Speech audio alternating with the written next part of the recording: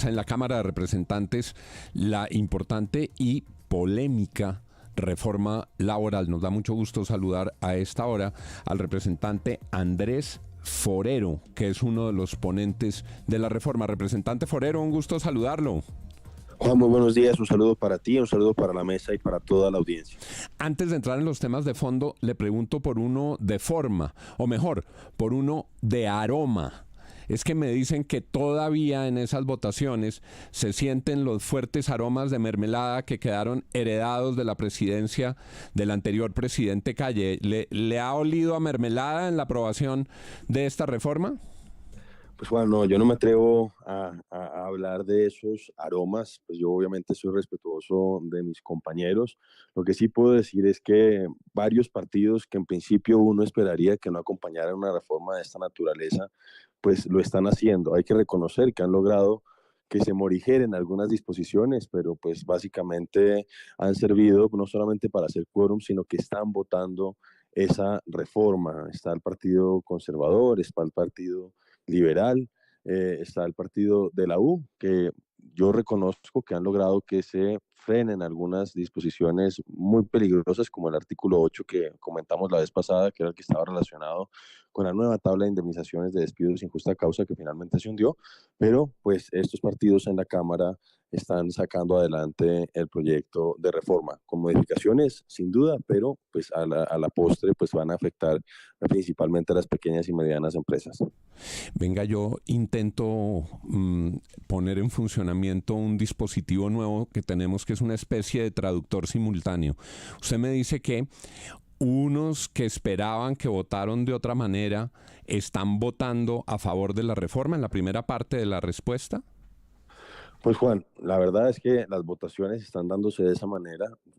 Básicamente el único partido en su totalidad que está en contra, votando en contra de la reforma es el Centro Democrático y Cambio Radical. Cambio Radical también. Lo que pasa es que Cambio Radical lamentablemente no ha podido votar en las últimas dos sesiones porque fue objeto de una recusación y la recusación todavía no se ha resuelto en la Comisión de Ética. Es que como estamos instalando este dispositivo nuevo, aquí me sale que en ese traductor dice que se voltearon, que lo que usted me está diciendo es que esos que iban a votar de una manera y están votando de otra se voltearon, pero es que el traductor está en ajuste. Hay otra versión.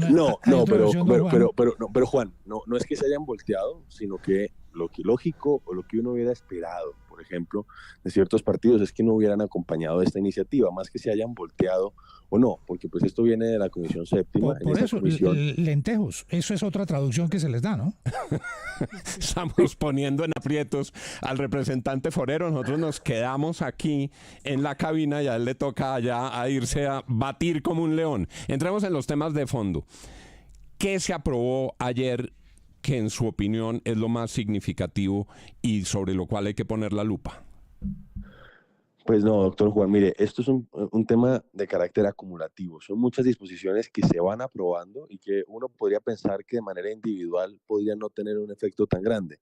Pero cuando uno empieza a ver que se acumulan, por ejemplo, la aprobación de los recargos nocturnos, los recargos dominicales adicionales, hay una ley que ya está vigente, que es la que está reduciendo progresivamente la jornada laboral de 48 a 42 horas, que es una ley, de hecho, del periodo pasado, que es del Centro Democrático, autoridad del presidente Uribe. Cuando uno ve que se empiezan a acumular todas esas disposiciones, obviamente ahí es donde uno empieza a preocuparse por el incremento en los costos de producción, que sobre todo van a afectar a las pequeñas y medianas empresas. Nosotros lo que hemos dicho es que a las grandes empresas posiblemente estas disposiciones no las terminen afectando y sean capaces de asimilarlo. ¿Y cómo lo asimilan?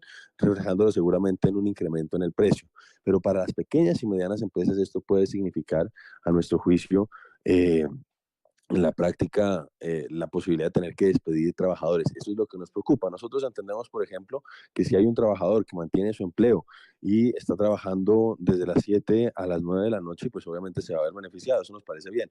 Pero algunas pequeñas empresas, restaurantes, bares, etcétera, etcétera, pues con estos incrementos es posible que terminen saliendo de uno o de dos trabajadores que puedan tener.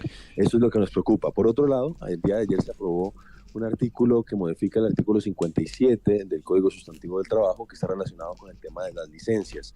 Eso nos preocupa a nosotros porque están abriendo a nuestro juicio un forado muy grande. La ponente del gobierno básicamente decía que uno no podía presumir que necesariamente iba a haber un abuso por parte de los trabajadores de estas disposiciones relacionadas con la licencia, pero no se exigía, por ejemplo, la necesidad de que se presentara por parte del trabajador que tenía, por ejemplo, una licencia de carácter de salud, que presentara las pruebas de que efectivamente había estado ¿en qué quedó, en una cita médica. en qué quedó ese artículo, doctor Forero? Con los buenos días, lo saluda William Calderón. ¿En qué quedó ese artículo? Un empleado, si se aprueba esta reforma como está planteada, ya no tendría que llevar la licencia médica para que le dieran la incapacidad. Es decir, con la sola palabra, ya ese empleado tiene derecho a su licencia.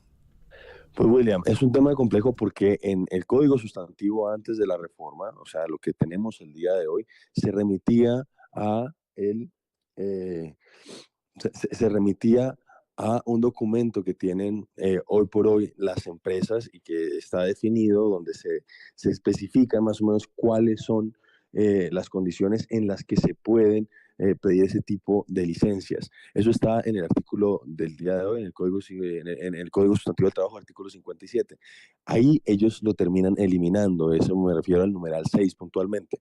Entonces dejan un vacío muy grande y eso es lo que a nosotros nos parece preocupante, que se están abriendo todas estas posibilidades y volvemos a insistir, quienes van a terminar en cierta manera sufriendo las consecuencias de manera más dura son las pequeñas y medianas empresas. Se abre además Pero, en uno de esos literales. En este caso, digamos, de ya el análisis que están haciendo, el debate que están haciendo en la Cámara de Representantes, queda el sabor, queda en el aire que ya todo esto es una realidad. Hay que recordarle a los colombianos, a nuestros oyentes, que falta todo el debate en el Senado, faltan comisiones económicas y que realmente esto todavía no es una realidad. De llegarse a aprobar, ¿cuándo arrancaría el nuevo sistema laboral, la nueva reforma laboral en Colombia? Sí, efectivamente, pues primero no se ha terminado de aprobar en la Cámara de Representantes.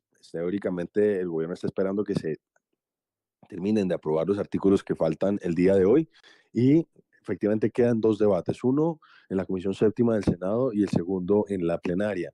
Yo creo que esto no lo alcanzan a terminar de aprobar este semestre, seguramente lo aprobarán si es que el Senado, como decía el doctor Juan, logra que unos partidos que uno hubiera esperado que no lo voten, por lo menos en Senado, lo terminan haciendo, y ahí entraría en vigencia algunos artículos de manera inmediata y otro, por ejemplo, el de recargo nocturno, se supone que entraría en vigencia 6 meses después de aprobada y firmada por el presidente la ley. Entonces, seguramente esto entraría en vigencia el segundo semestre del próximo año. Doctor Forero, en su opinión, ¿cuál es el aspecto más positivo de este proyecto de reforma laboral y cuál es el más negativo, el más perjudicial? Ok, Gorri, mire, yo creo que uno de los elementos positivos, y creo que es básicamente el único elemento positivo, es el que está relacionado con las plataformas digitales, con el tema de los repartidores, que aquí fue el único aspecto, el único tema donde realmente el gobierno logró una concertación con todos los actores del sistema, tanto con los trabajadores como con los empresarios. Ahí se logró que, sin que hubiera mediación de un contrato laboral propiamente tal, se garantice el aporte a prestaciones sociales de esos repartidores. Yo creo que eso es algo positivo, nosotros lo hemos reconocido, pero consideramos que para aprobar eso no se necesitaba aprobar el resto de artículos que ponen en riesgo a las pequeñas y medianas empresas. Y como decía antes, aquí básicamente algunos de los artículos de manera individual uno puede pensar que no tengan un efecto tan grande, sino que es la acumulación de todas esas disposiciones las que nosotros sentimos que están generando pues un incremento de costos que, como ha dicho el Banco de la República, puede traducirse en la pérdida de hasta 450.000 empleos o de desarrollo que ha hablado de 500.000 empleos. Hay un artículo que se vota el día de hoy que ojalá se pueda eliminar, que a nuestro juicio es muy inconveniente, que es el artículo 60 que está relacionado con unas trabas, un entorpecimiento que está generando el gobierno nacional a todo el proceso de innovación, a todo el proceso de automatización que se adelanta en el país. Básicamente, si uno va a adelantar un proceso de automatización, uno tiene que pedirle al gobierno eventualmente una solicitud de permiso o al sindicato, y eso nos parece a nosotros que es un despropósito. Eso creo que yo va en contravía de lo que está sucediendo en el resto del mundo y pues puede hacer que Colombia se rezague en términos de productividad. Bueno, aquí, doctor Andrés Forero, la voz de los trabajadores, porque la verdad es que hay muchas personas que se le acercan a uno y le dicen, pero no puede ser, es decir, todo el mundo habla de los empresarios, de lo que ellos van a perder en todo este tema con la reforma laboral y no hablan de que los trabajadores están ganando no prebendas, sino derechos que se perdieron en el pasado en aras de la productividad. Realmente, si usted tuviera que hablarle en este momento a los trabajadores, a los que dicen es que ustedes solamente velan por los derechos de los empresarios y nosotros ¿qué le diría de por qué de verdad esta reforma termina también afectando a los trabajadores? Deme 3 razones, doctor Forero. Claro que sí, no. Entonces, realmente no es que nosotros estemos defendiendo a los empresarios. Obviamente, defendemos a los empresarios de la narrativa del gobierno que plantea a nuestro juicio de manera injusta, que son unos explotadores y que son unos esclavistas, son unos señores feudales, ha dicho el señor presidente de la República. Eso, por ejemplo, sí nos parece que es un despropósito y nosotros reconocemos la importancia que ha tenido el empresariado en Colombia para generar desarrollo. Pero lo que nosotros hemos advertido es que no se puede pensar solamente en aquellos trabajadores que mantienen el empleo y ven efectivamente mejoradas sus condiciones laborales. Eso nosotros decimos que lo celebramos.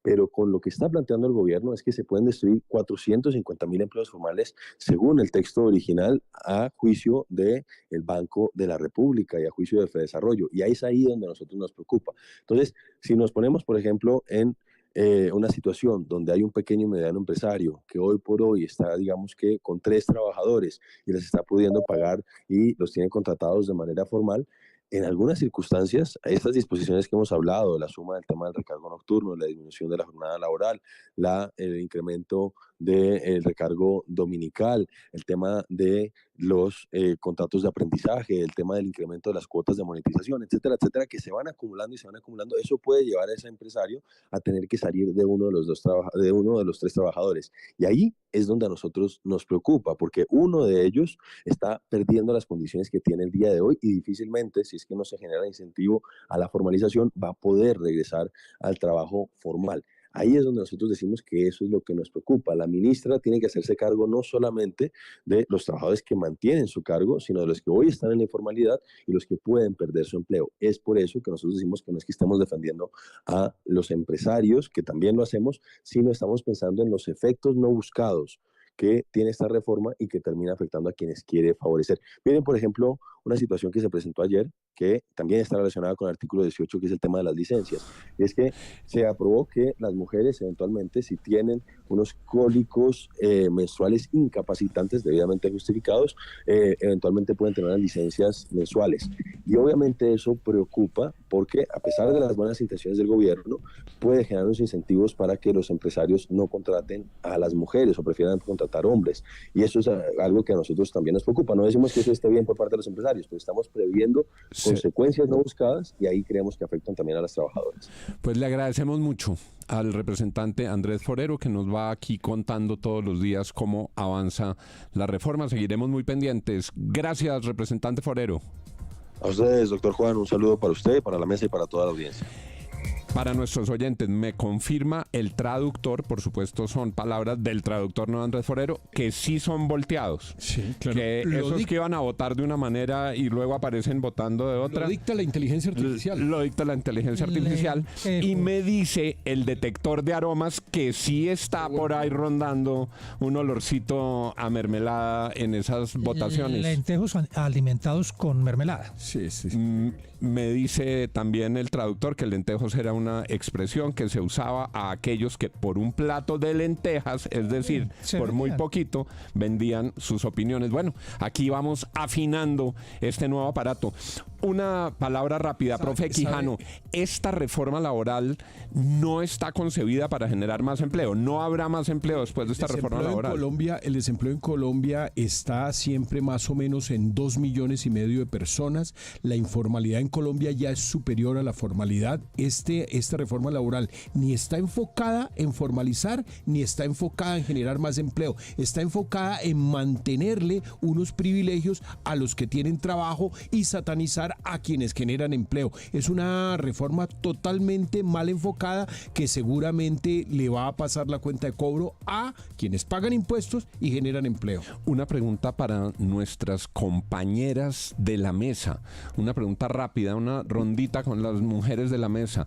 ¿Qué opinan de la licencia cuando hay fuertes cólicos en las mujeres que se está aprobando?